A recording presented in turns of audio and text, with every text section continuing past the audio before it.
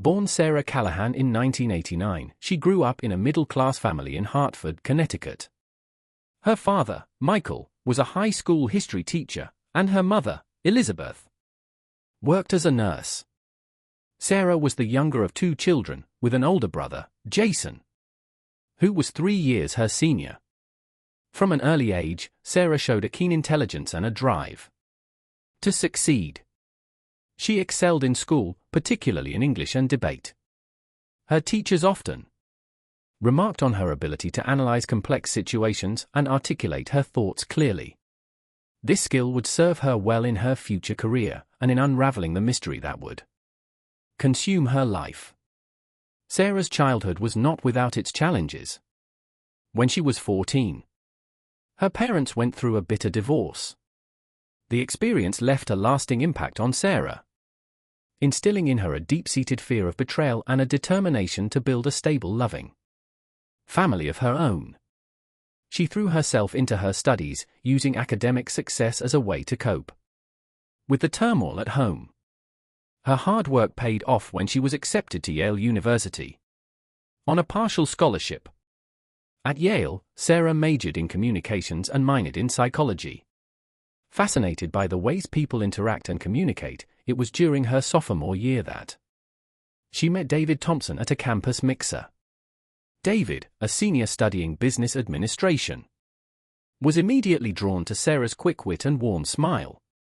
Their relationship blossomed quickly. David's confidence and ambition complemented Sarah's intelligence and empathy. By the time Sarah graduated, they were already talking about marriage. They tied the knot 2 years later in a beautiful ceremony attended by friends and family from both sides. After college, Sarah's career in marketing took off. She had a natural talent for understanding consumer behavior and crafting compelling campaigns. By the age of 30, she had risen to the position of marketing executive at a prominent advertising firm in Hartford. Throughout her rise in the corporate world, Sarah never lost sight of her dream of having a family. She and David had always planned to have children. But as the years went by, they struggled with infertility. The experience was emotionally draining, but it seemed to bring them closer together. Or so Sarah thought. The early years of Sarah and David's marriage were a whirlwind of excitement and shared dreams. They bought their first home together, a charming 4-bedroom colonial that they planned to fill with children. Weekends were spent renovating the house, exploring local farmers' markets, and hosting dinner parties for their growing circle of friends. David's career as a management consultant meant frequent business trips, often lasting several days. Sarah initially found the separations difficult, but grew accustomed to them over time. She filled her days with work, yoga classes, and volunteer activities at the local animal shelter. When David was home, they made the most of their time together, taking romantic weekends away or simply curling up on the couch with a bottle of wine in a good movie. Their friends often commented on how in love they still seemed. Even after years of marriage, Sarah and David finished each other's sentences, laughed at inside jokes, and always presented a united front. They were the couple others aspired to be, but as the years went by, subtle changes began to creep into their relationship. David's business trips became more frequent and longer in duration. He was often distracted when he was home, constantly checking his phone or stepping away to take calls. Sarah attributed this to the stress of his job and did her best to be understanding. The first real crack in their perfect facade appeared on their 10th wedding anniversary. David, who had always made a big deal out of anniversaries, forgot the date entirely. He was away on a business trip and didn't call until late in the evening. When Sarah reminded him, he was apologetic but seemed distracted. It was a small thing, but it planted a seed of doubt in Sarah's mind. Little did she know, this seed would soon grow into a tangled web of suspicion and deceit. The pivotal moment that would change Sarah's life forever came on a rainy Tuesday afternoon in April. She had taken a half-day off work to prepare for a dinner party they were hosting that weekend. While searching for a specific serving platter in the guest room closet, Sarah stumbled upon a shoe box she didn't recognize. Curiosity got the better of her, and she opened it. Inside, she found a collection of items that made her blood run cold. A second cell phone, a small stack of birthday and Father's Day cards addressed to Daddy in a child's handwriting, and several photos of David with a woman and two young children Sarah had never seen before. Her hand shaking, Sarah examined the photos more closely. They showed David, looking happy and relaxed with his arms around a beautiful brunette woman, two children, a boy who looked about 7, and a girl who appeared to be around 5, smiled up at the camera. The background of several photos suggested a house, not a hotel room or a vacation spot. Sarah's mind raced. Was this an old relationship David had never mentioned? But the children looked too young for that to be the case. The most recent Father's Day card was dated just last year. With a sinking feeling in her stomach, Sarah realized the truth she had been subconsciously avoiding. David had another family. In a daze, Sarah began to investigate further. She turned on the second phone and found it was still active. There were hundreds of text messages between David and a woman named Jennifer. Filled with endearments and discussions of everyday family life, Sarah read about school, plays, doctor's appointments, and plans for family vacations. Each message was like a knife to her heart. Using the information gleaned from the messages, Sarah took to the internet. It didn't take long to find Jennifer Lawrence on social media. Her profile was mostly private, but Sarah could see enough to confirm her worst fears. There were check-ins at restaurants in Columbus, Ohio during times when David was supposedly on business trips there. There were vague posts about loving her family, always carefully worded to not mention a husband directly. As the reality of the situation sank in, Sarah felt a range of emotions wash over her: shock, betrayal, anger, and a deep aching sadness. The life she thought she had, the husband she thought she knew, had all been a carefully constructed lie. She spent hours poring over David's credit card statements, finding regular charges in Columbus that he had always explained away as business expenses. She discovered a separate bank account she'd known nothing about, with regular transfers to an account in Jennifer's name. As night fell, Sarah sat in the dark living room, surrounded by the evidence of her husband's deceit. The home that had once been her sanctuary now felt tainted.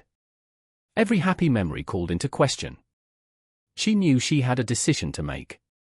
Should she confront David immediately? Consult a lawyer? Try to reach out to Jennifer? Little did Sarah know her discovery was just the beginning.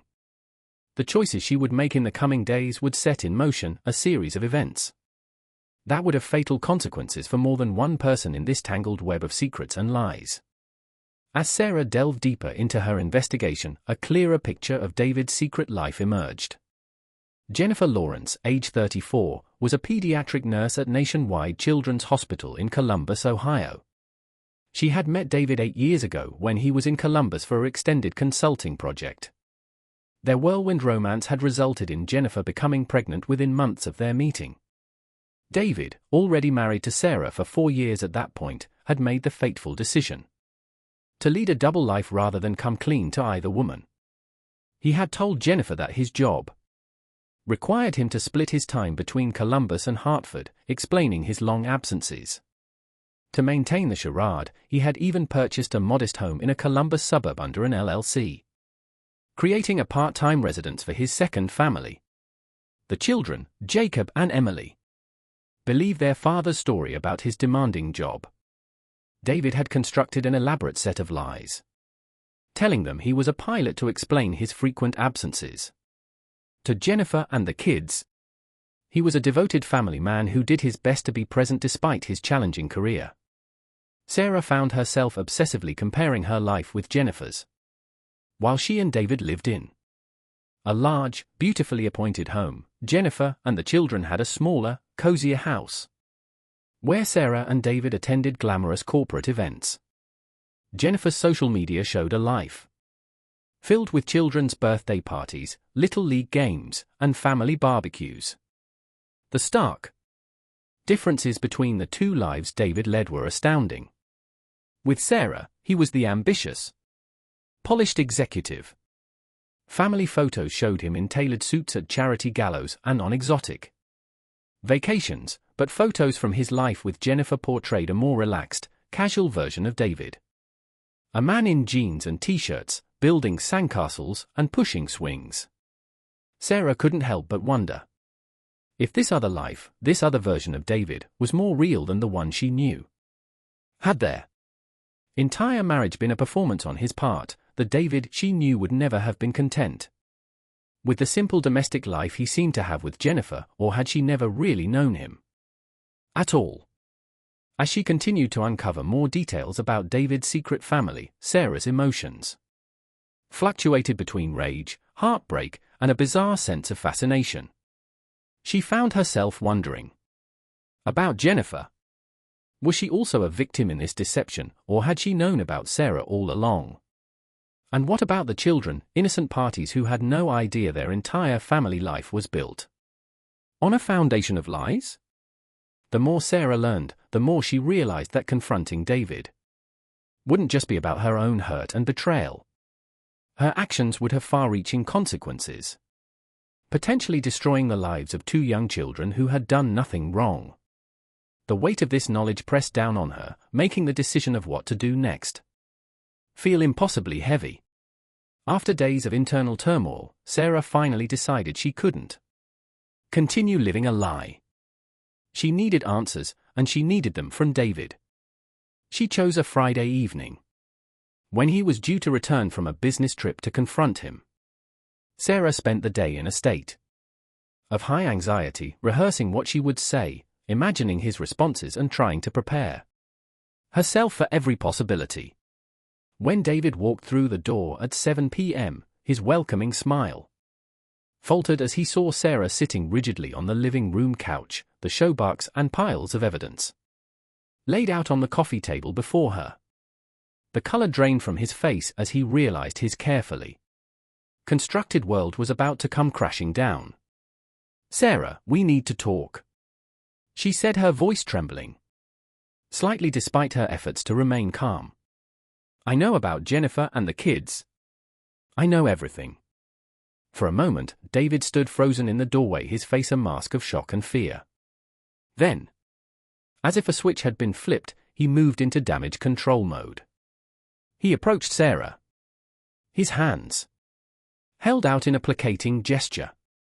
"Honey, I can explain. It's not what you think," but Sarah was beyond placation. Fronts of suspicion followed by days of agonizing certainty had left her raw and angry.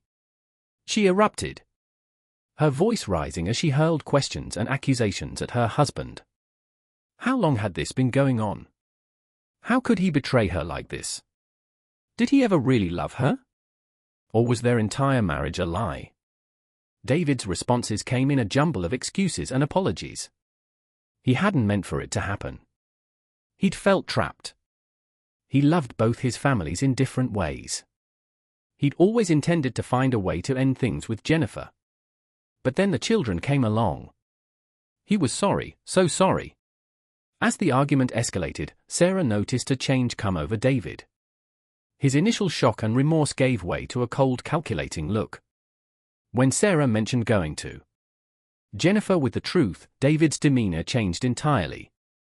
His voice took on a threatening edge, as he told Sarah to think very carefully about her next move. Suddenly, Sarah realized she was seeing a side of David she'd never known existed. This wasn't the man she'd married. The man she thought she knew better than anyone in the world. This was a stranger, capable of living a lie. For years, of deceiving everyone around him. For the first time, she felt a flicker of fear. The confrontation ended abruptly when David, his face contorted with a mixture of anger and panic, stormed out of the house. Sarah heard his car start up and peel out of the driveway. She was left alone in the echoing silence of their home, surrounded by the debris of their shattered life. In the immediate aftermath of the confrontation, Sarah felt numb. She moved through the house in a daze, alternating between bouts of uncontrollable tears and periods of eerie calm. She called in sick to work and spent days in a fog, barely eating or sleeping, replaying the confrontation over and over in her mind. David didn't return home. At first, Sarah assumed he had gone to Jennifer to warn her, or perhaps to finally choose his other family over his life with Sarah. But as days passed, with no word from David, no charges on their joint credit cards, no activity on his main cell phone, a new worry began to nod at her. Where was David? What was he planning? The man she had confronted was not the David she knew, and she had no idea what he might be capable of. As the silence stretched, Sarah's worry turned to fear.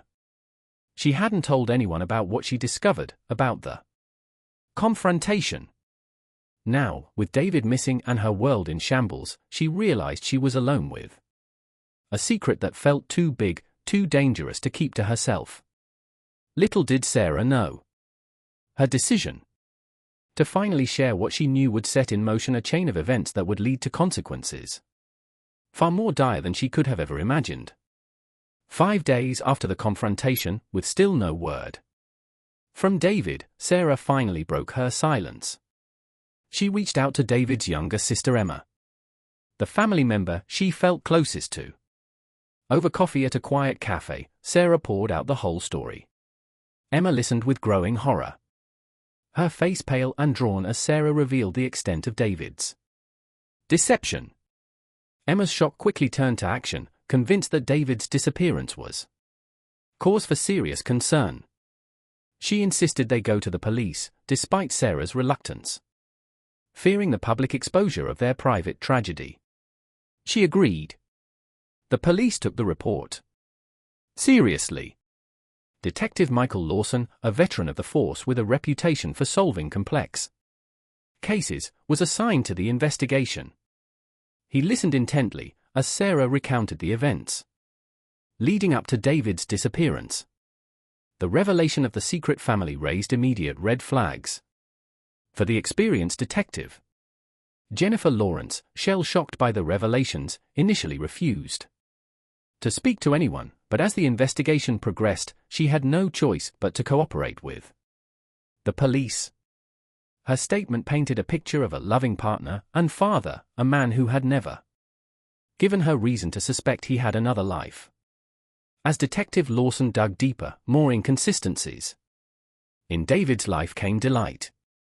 Financial records showed large sums of money being moved around in ways that didn't match his known income. Colleagues reported that some of David's claimed business didn't align with company records. The image of David Thompson as a successful, honest businessman began to crumble under the weight of mounting evidence of fraud and deception. 2 weeks into the investigation, a potential breakthrough came when David's car was found abandoned at a parking garage near Bradley International Airport. Security footage showed David entering the garage, but no cameras had captured him leaving. This discovery only deepened the mystery. Had David fled the country? Was he hiding somewhere, waiting for the scandal to blow over? Or had something more sinister occurred? As the investigation intensified, the strain began to show on both Sarah and Jennifer. Sarah, once a fixture in social scene, became a virtual recluse, leaving her house only when absolutely necessary. Jennifer, struggling to maintain normalcy for her children, took a leave of absence from work as the stress of the situation became overwhelming.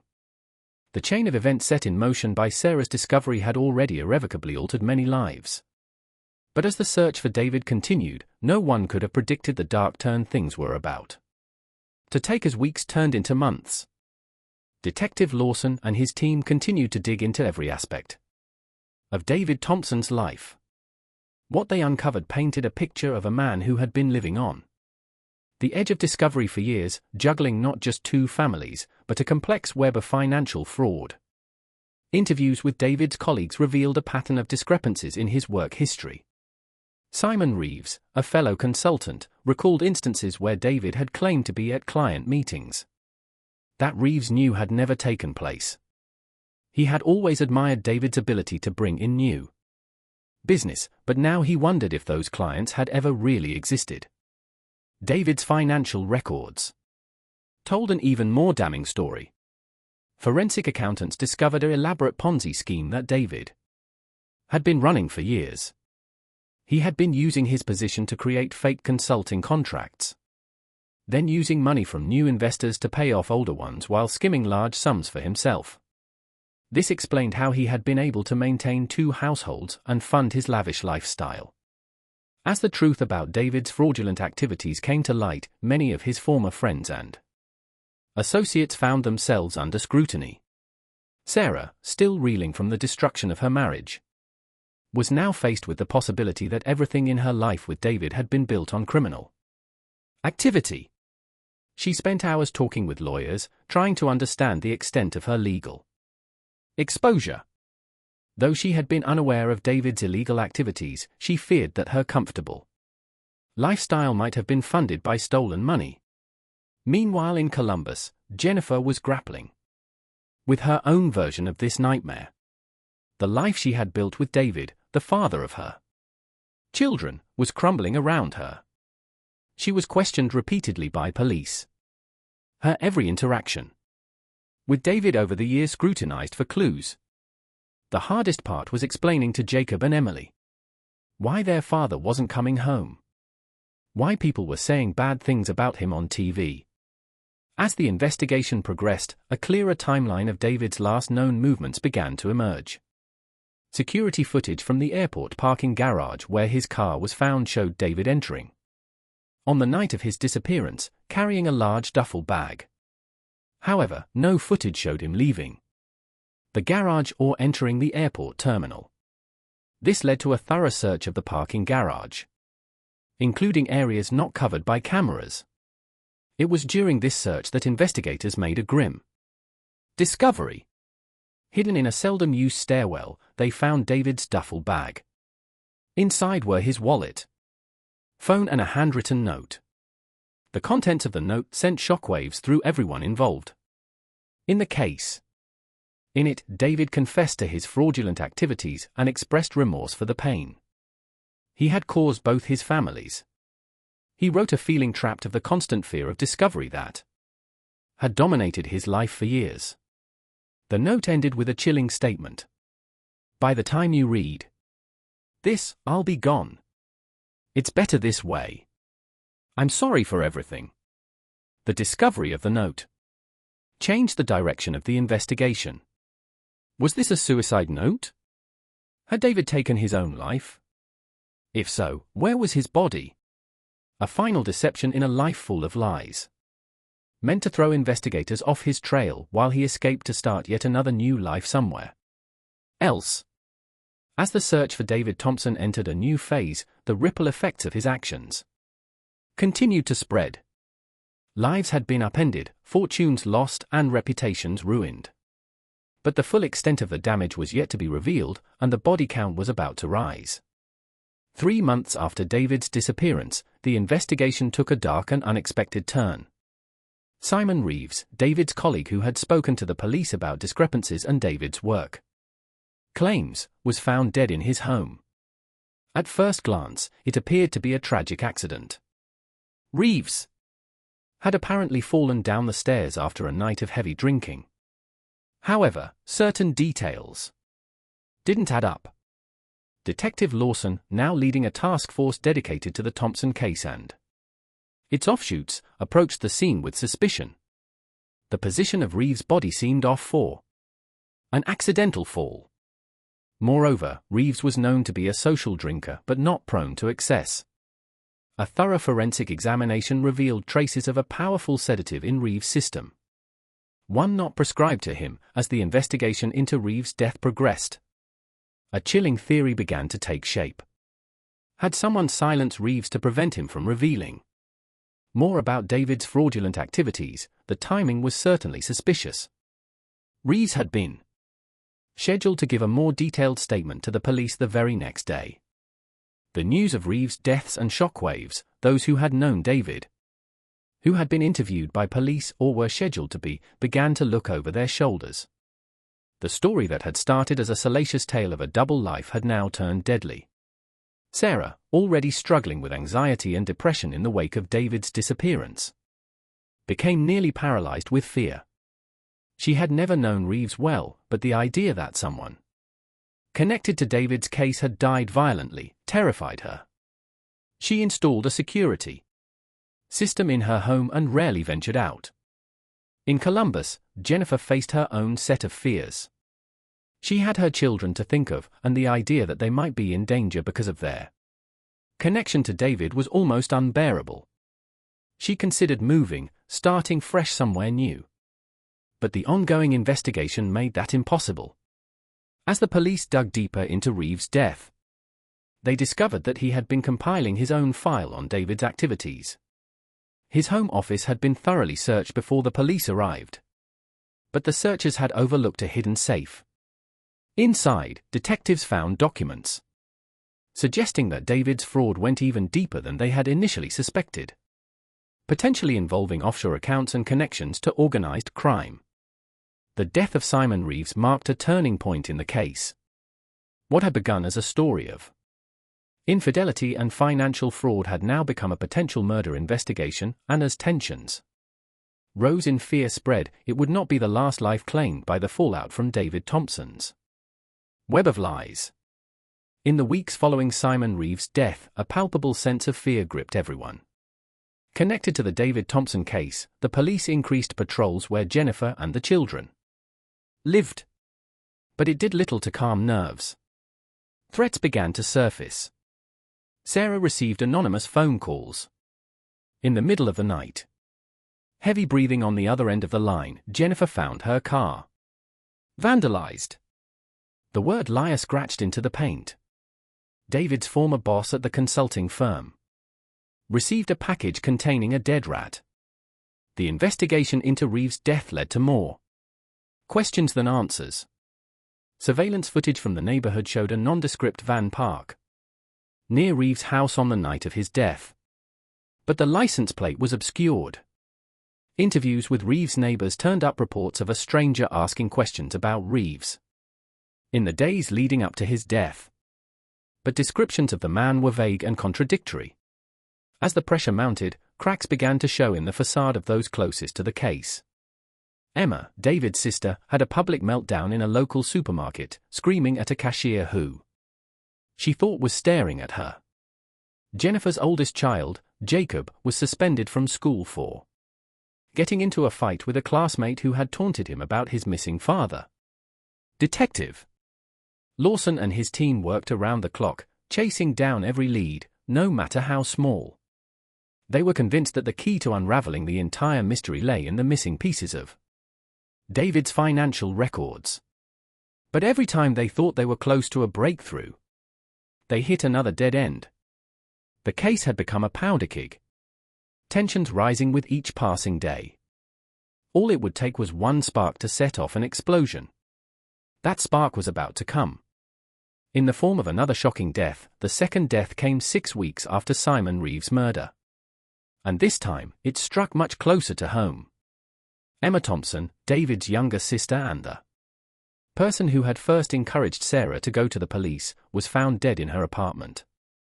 Unlike Reeves' death, there was no attempt to disguise this as an accident. Emma had been strangled. Her apartment ransacked, the brutality of the crime scene shocked even seasoned detectives. It was clear that the killer had been searching for something. But whether they had found it remained a mystery. The news hit Sarah like a physical blow. Emma had been her closest confidant throughout this ordeal. The one person who seemed to understand the complex emotions Sarah was grappling with. Now she was gone. Another victim of the chaos David had unleashed. Jennifer, upon hearing the news, made the difficult decision to move her children to her parents' home in rural Ohio. The danger felt too close, too real. And her maternal instinct screamed at her to protect her children at all costs. As the investigation into Emma's murder progressed, a disturbing theory began to take shape. Emma had been compiling her own dossier on David's activities, driven by a mix of disbelief, anger, and a desire to understand how her brother could have lived such an elaborate lie. Had she uncovered something that made her a target? The police found Emma's laptop missing from her apartment. Her cloud storage had been wiped clean, just hours before her estimated time of death. Whatever Emma had discovered, someone had gone to great lengths to ensure it didn't get out. The double blow of Reeves and Emma's deaths sent shockwaves through law enforcement. The FBI was officially brought in. The case now clearly extending beyond the jurisdiction of local police. Agent Carla Mendez, a veteran of high-profile white-collar crime investigations, was assigned to work with Detective Lawson. As Mendez dug into the case, she began to see patterns that suggested this was bigger than just David Thompson. The financial fraud, the murders, the professional hits disguised as accidents. It all pointed to organized crime involvement. Had David gotten in over his head with dangerous people? Or was he more deeply involved in criminal activities than anyone had suspected? With 2 murders now linked to the case, the pressure to find David dead or alive intensified. But the man who had managed to lead a double life for years was proving just as elusive in his disappearance. As the investigation entered a new phase, those left in David's way could only wait in fear, wondering who might be the next target. The breakthrough in the case came from an unexpected source. A hiker in a state park some 50 miles from Millbrook stumbled upon an abandoned cabin. Inside, he found evidence of recent occupation and a wall covered in newspaper clippings. The hiker, spooked by the scene, called the police. When Detective Lawson and Agent Mendez arrived at the cabin, they knew immediately they had found something significant. Hidden under a loose floorboard, they discovered a laptop that they would later confirm belonged to Emma Thompson. It was the first real lead they'd had in weeks. As forensic experts began to comb through the cabin and its surroundings, Sarah received a phone call that chilled her to the bone. It was David. His voice was ragged, barely recognizable. He told her he needed to see her, to explain everything.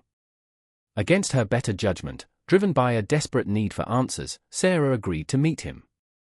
Their rendezvous point was an abandoned factory on the outskirts of town. Sarah, her heart pounding, entered the dilapidated building. She had tipped off Detective Lawson about the meeting, and she knew the police were surrounding the area. But she still felt terrifyingly vulnerable. David emerged from the shadows, a ghost of the man she had married. He was gone. His eyes sunken, his once immaculate appearance now ragged and unkempt. For a moment, neither spoke. The weight of all that had happened hanging heavily between them. Finally, David began to talk. The words poured out of him in a torrent. He spoke of getting involved with a criminal organization. Years ago, using his consulting job as a cover for money laundering. At first, it had just been about the thrill, the extra money. But soon he was in too deep to get out. His voice broke as he talked about Jennifer and the kids.